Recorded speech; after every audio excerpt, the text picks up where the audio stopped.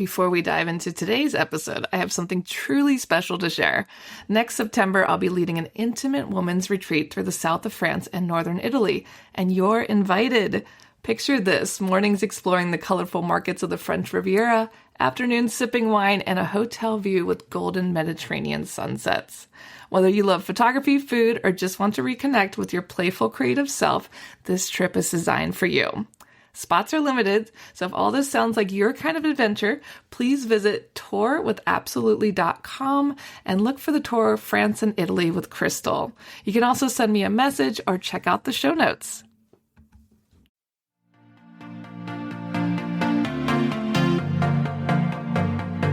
Hey guys, my name's Crystal Kenny, and I'm in love with creating. All things artistic and imagination involved. I'm an American girl who chased her creative dreams all the way to Paris, France, making a living using photography. This podcast takes you inside the stories of all the artsy folks I've met along the way and gives you that extra push to discover your creative gifts. The desire to create is deeply inside each and every one of us, and I give you the tools and inspiration to find a new way of living a more creative life. This is La Vie Creative, the podcast.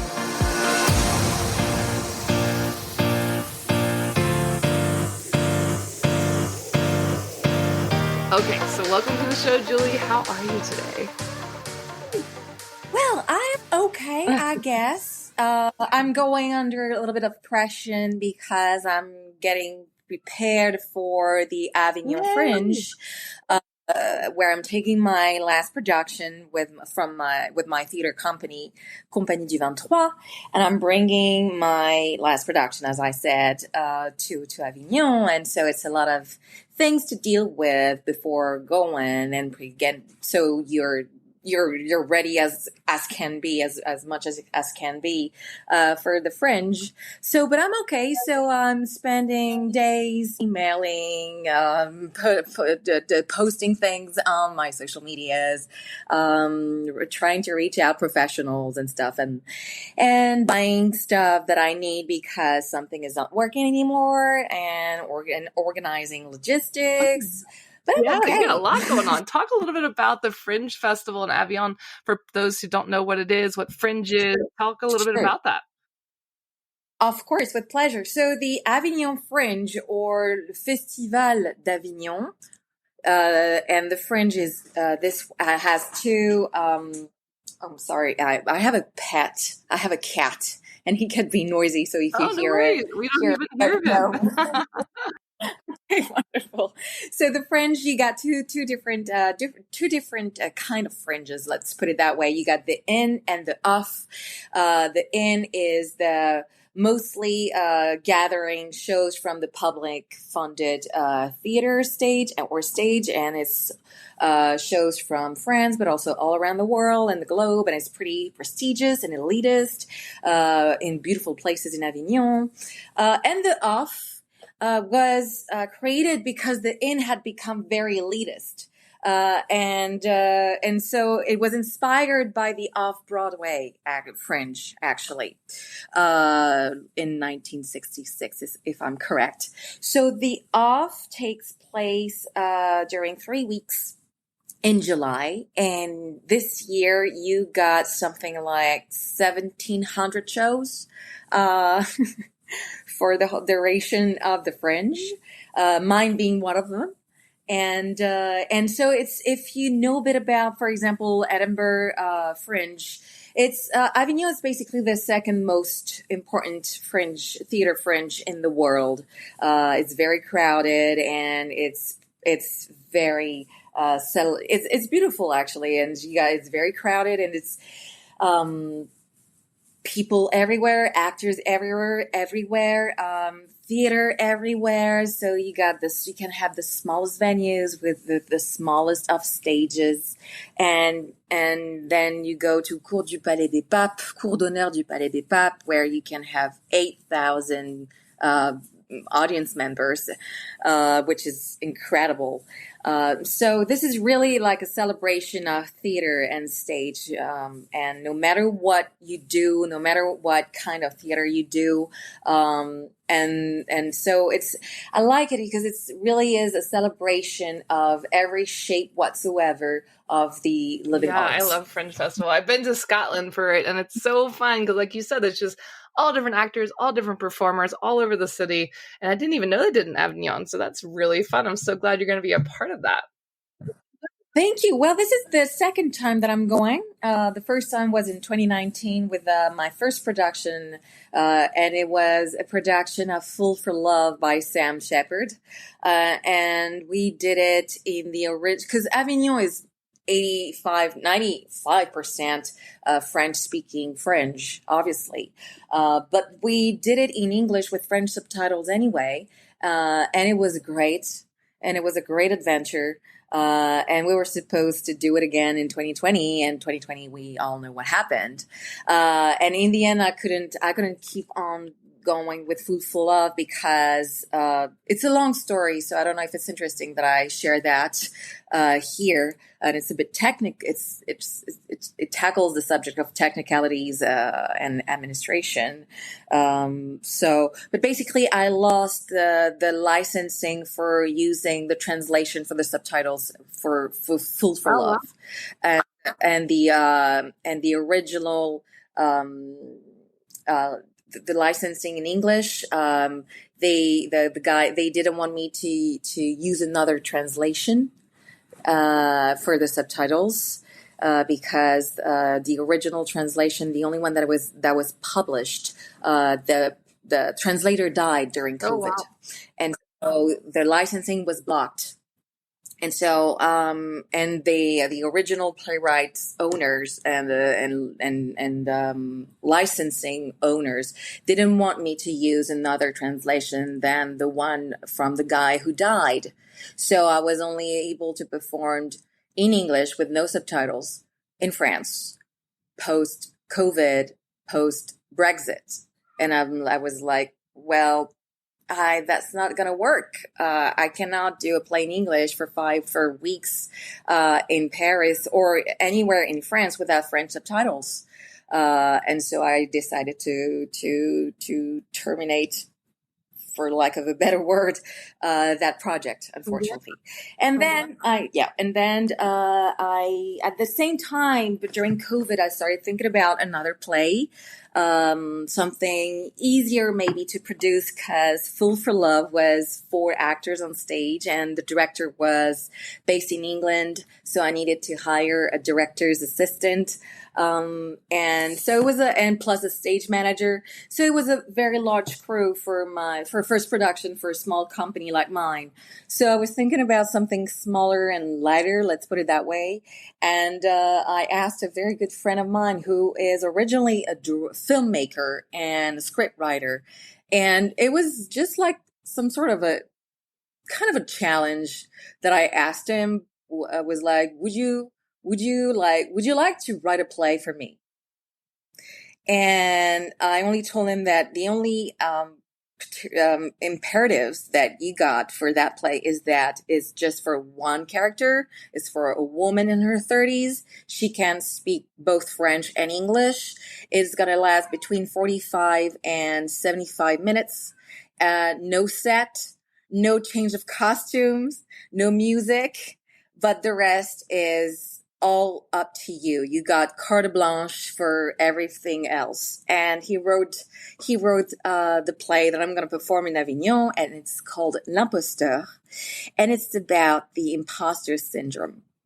And so I've been working on that production for 3-4 years now, and I'm finally bringing it to Avignon, and that's quite a story. That's amazing. And so you built a rich career in theater, both as an actress and a director.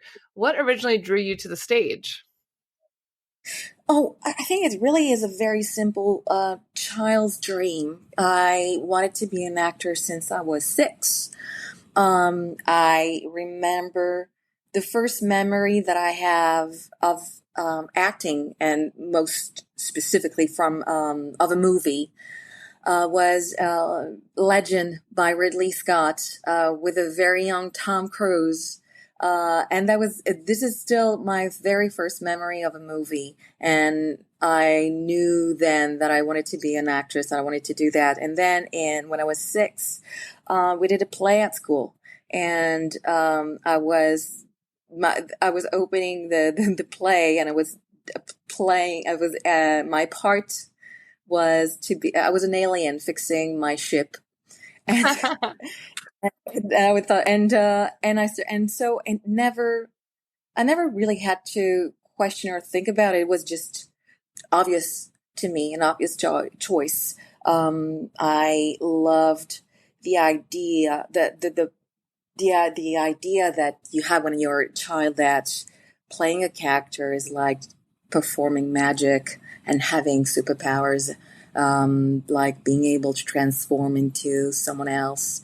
Obviously, with training and experience, you learn that it's much more subtle and much more complicated than that. But the original idea that was really something out of this world. The idea that I was doing magic. I could do magic with acting. I love that. It's so true. It is a magical experience of becoming someone else. And talk a little bit about like how you define creativity today. Oh, creativity. Well,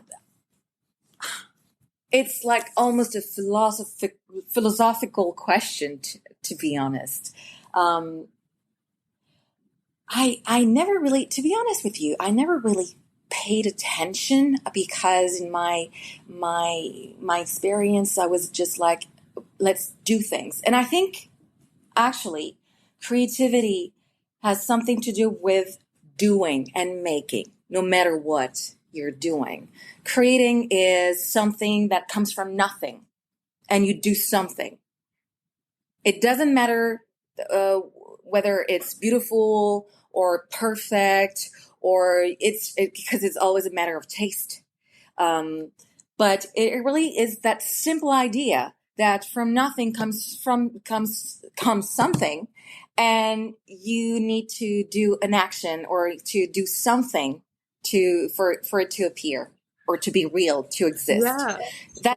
That's very simple. You can be, and you take the simplest idea, and then from that idea, you're gonna add something else, and something else is gonna be born from it. Creativity for me is the genuine feeling of curiosity. Definitely. I couldn't agree more. Creating something out of nothing, curiosity, and talk a little bit about what it's like creating and performing in France. Well, I gotta say, I don't know if I'm a creator. Let me tell you why. Because I always thought that as an actor, and this is not to like devalue my work. It's just that I think as an actor, I don't know if I'm a creator, like a writer, for example. I cannot write. I'm not a writer. I don't want to be, and so I'm totally cool with that. But for me, a writer is really someone who's going to create something like from nothing, from a blank page, and put words on it that make sense, and create a character with a background and a storyline and a plot and blah, blah, blah, et cetera, et cetera, et cetera. And me as an actor, my job is to be the transitioner between paper and stage. So maybe it's creativity as well, but I never really thought of my job as really creativity like I just described it. I always thought I was an interpreter. You know, you speak a language and I need to translate what you're saying to someone else. And acting is the Google Translate, but but the human translator of the human experience that I need to translate from a script. And so but of course, there is also a part of creativity, because when you work on a part, especially if you're doing stage, let's put it like if you take a classic or, a very famous part, that part has been played and performed by hundreds and thousands of different actors. and it's still the same script, but every actor will be different because every actor is unique, and every actor will have its own interpretation of the play and the part and the script. So this is my part of creativity. Let's put it that way. But I think, it's the creativity, my work, and in France, well, it will be difficult to compare to any other country because most of my career has been in France and mostly in Paris. I'm mostly worked on stage. And I've been running my own theater company for 7 years now. So I think I have like quite a unique experience because it's not really, I think, a real proper example of the French experience of being an actor in France. I think I have the experience of being an actor in general, meaning, I went to drama school. I trained at Cours Florent 20 years ago. I struggled a lot. I auditioned a lot. I still do. Failed a lot, even if failing is not the right word when you do that kind of work. You got many actors, not many parts. And done a lot of workshop to still be updated with my skills and discovering new ways of working, adding tools to my toolbox. Because you never cease to learn with that job, with that work, with that craft, should I say. And so this is, and I started, and to be honest with you, I struggled a lot. I still do. And the reason that I decided to start my own theater company is because I was kind of,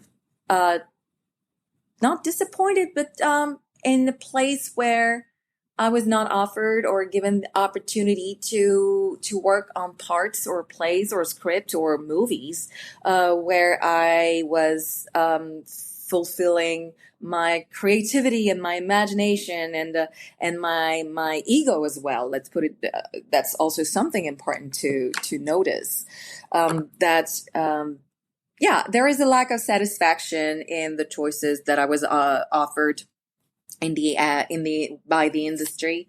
And so I started my own theater company 7 years ago because at least I could make up my own mind regarding the parts I could be able to do. There would not be any casting or audition or cast director telling me whether I got the part or not.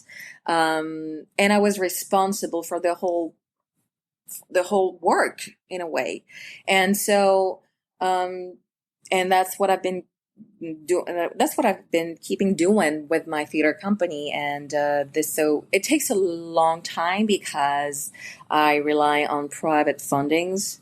It takes a long time to have things settled and organized.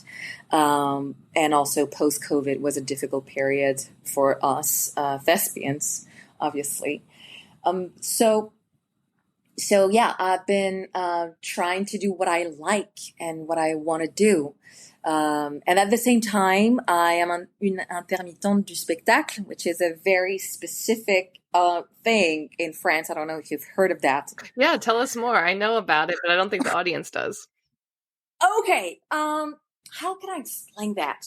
So in France and in Belgium, to be honest, because Belgium has a very similar system.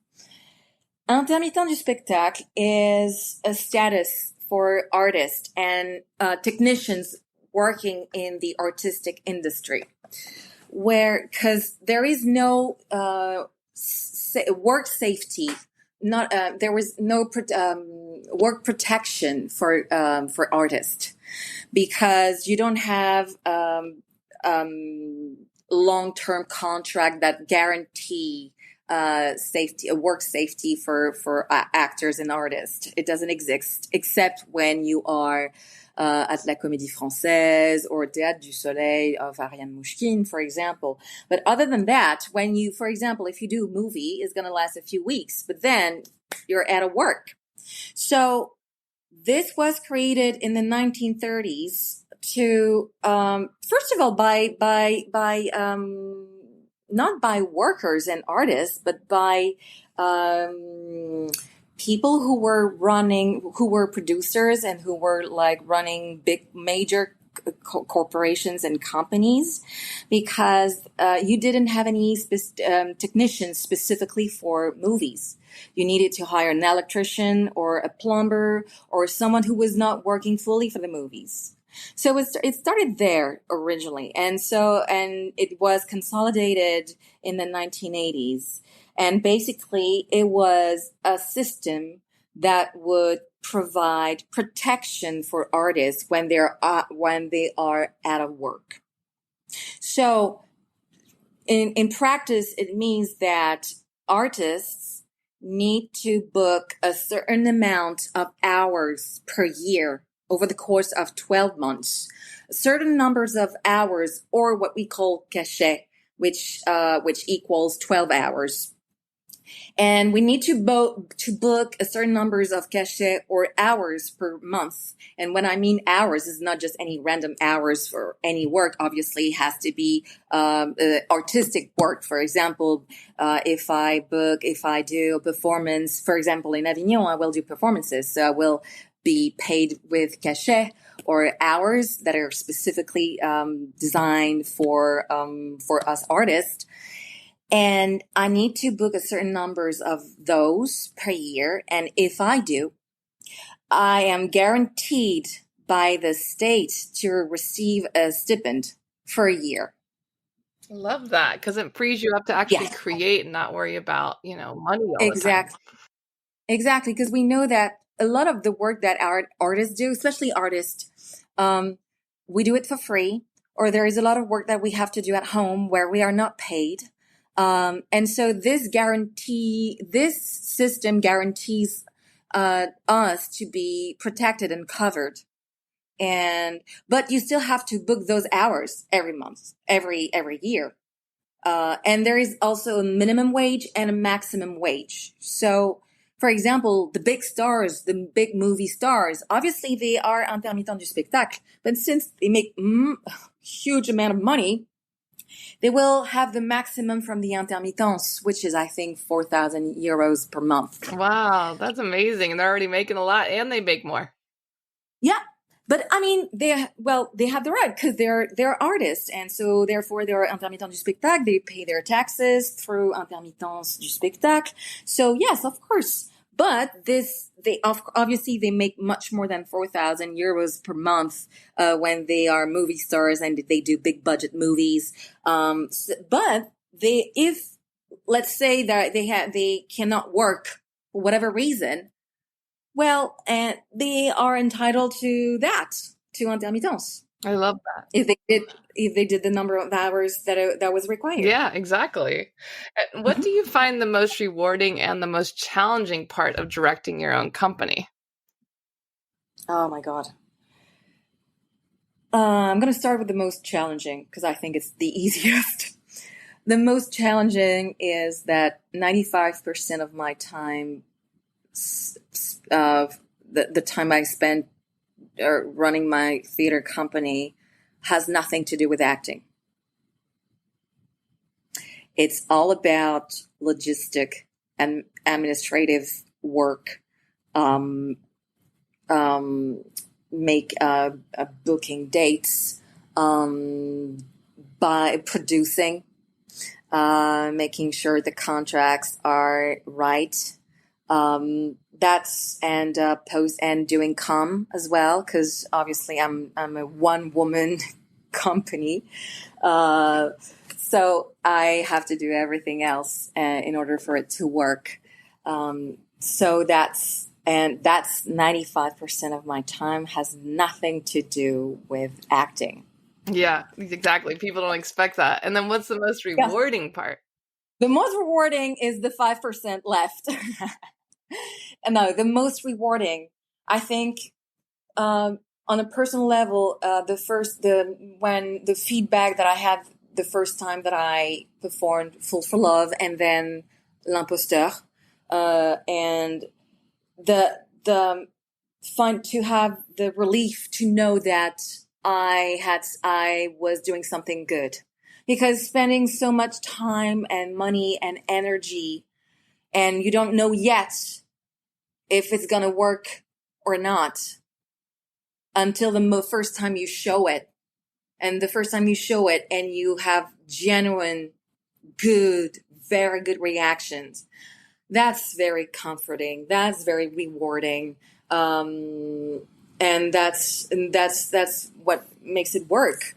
And that's what makes it worth it. Exactly. That's why you're there. Yeah. And Yeah. talk a little bit about what advice you'd give to other creatives, especially women who want to build their own path in the arts. Oh, okay. Advice. Okay, I'm 39 and I've been doing this for 20 years because I graduated from drama school 20 years ago. Know that no matter what creative path you're choosing, and you're choosing as a professional path, it's just, I know it's going to sound denigrating, but it's not. It's just a job, and it's fine. You can love your job. You can be passionate about your job, and be passionate about your job, but it's just a job, meaning you don't do it at all cost. You do it with reason, not just passion. And if you feel like it's making you more unhappy and miserable than it is providing you happiness, then do something else. You can be creative differently. I'm so sorry. It might sound negative, but it's not. So, and I'm still doing it, but I have like rough years with my job. It's not the job, the problem is definitely the industry and the current state of the world. So I would suggest to find a balance. When it's tough on your passion, just think of it as a job. Put some distance. But it doesn't mean you don't give a shit about it. On the contrary. But protect yourself as well. Now, as women, well, obviously, I can only talk from the perspective of an actress. Yes, obviously, it's more difficult for us because there are more women who want to be actresses than you have actors, and you have less opportunities for women than you have for men. But it doesn't mean that you should give up. I think you should not compare yourself to others' career. And you gotta protect yourself from the noise outside. I think you should be very clear about what you want to do with acting, because if you're a bit too in the unknown, it's going to be very difficult, I think. Protect yourself, shield yourself, be very specific about what you want. And if you don't know, just find something and do something. Do something. Don't be in the state of expecting something to happen. It never does. I like that. Yeah, no, that's great advice. Definitely. And I think it needs to be said. And also it's a beautiful note to end on. And where can people connect with you and learn more about your work and see your shows? Well, you can reach out to me on my social medias, whether it's my profile or my company's. So my name is Julie Zeno, Zeno, and you can find me on Instagram and on Facebook. And you can also find my company accounts on Facebook and on Instagram. And the name of my company is Compagnie du 23. Which means Company of the 23. And so you can come if you are in Avignon this summer. I'll be performing my one character play called L'Imposteur about the imposter syndrome from during the whole festival, which is between the 5th of July and the 26th. And I'm performing every day except on Tuesdays at 8:05. And I hope to see you there. I'll be delighted to meet you there. And I think that if you're an artist, this is a play that can really touch you because it's about a woman who's trying to do a self-taping of an audition. I love it. And struggling to do that. And it's about the imposter and the voices that are preventing her from trying to reach her goal. Fantastic. Well, I can't wait to see it and to see what you do next. And we'll share all that in the show notes. And thank you so much for sharing with us today. You're welcome. Thank you so much for having me. I'm really touched. I'm really grateful. Thanks so much for tuning in to La Vie Creative. You can find more information on MissParisPhoto.com. And if you enjoyed this show, please feel free to share and spread the word for all my creative guests. We have the power to help them to keep doing what they love. See you next time.